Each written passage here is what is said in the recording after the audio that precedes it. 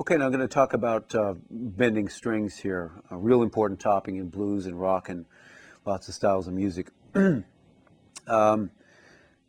Blues players, you know, the great blues players that can really bend and capture a lot of feeling. To me, what that's doing is kind of often playing in a real vocal manner, playing like you're playing your guitar, you're singing on your instrument, and kind of replicating the human voice. And I think that's what I try to do when I'm playing my solos.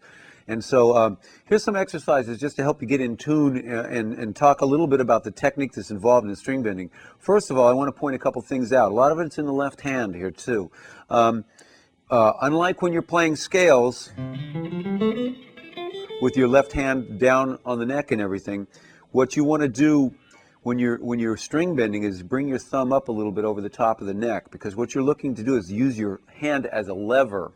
You're levering these strings. And instead of trying to push this string with just one finger, I'm actually using the wrist, cocking the wrist, and getting much more power through that. So when you're bending a string, in any way you're doing, use your wrist to make that. And another thing I want to say about string bending is try not to just use one finger when you're bending a string. Well, I've got a fairly heavy string on my guitar, and this is an 11 on top. It's not real heavy, but it's hard enough to bend sometimes. And basically, what I always do is if I'm bending something off my fourth finger, I'll put my third finger behind it so that the two fingers bend together when you're bending. Or if you're bending some, say, from the second finger, I'm using, bending from the third finger there. I'm using the second and third together to bend. And a lot of time what my first finger is doing behind that is trying to help mute strings, to shut down the extra noise that's happening. So string bends are kind of tricky. They take a little getting used to, like years actually, to develop a good sound. This is something that a person can work on for many, many years. So things to remember: use your wrist for the strength. Use more than one finger when you're making the bend.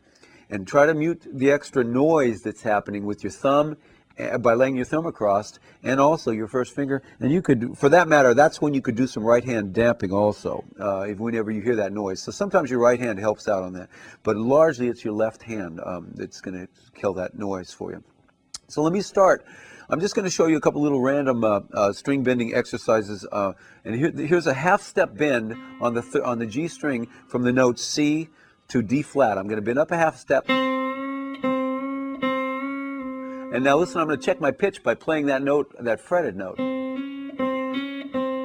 And I'll do it again.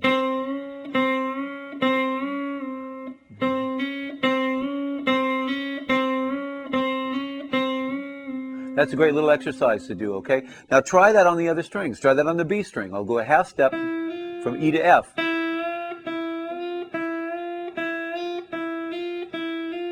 Okay, try the note, for instance, in the third position is where I'm playing, by the way, on top of the G minor pentatonic, or the blues scale, which you have the music for there. I'm going to bend off the note F and bend up a whole step to the note G. So here it is. Now, remember, I'm going to use these other fingers to help me do that.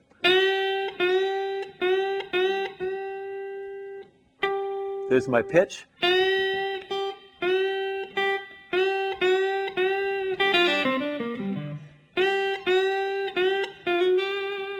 I make a funny face when I bend. But actually a number of guitar players do, because when you bend strings, you kind of have to put everything you have into it sometimes. So here's that bend again.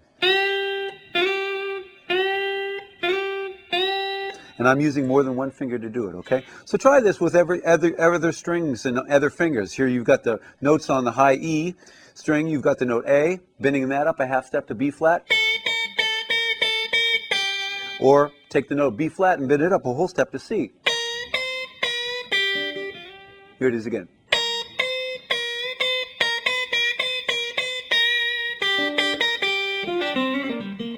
Get a lot of great sounds out of string bends.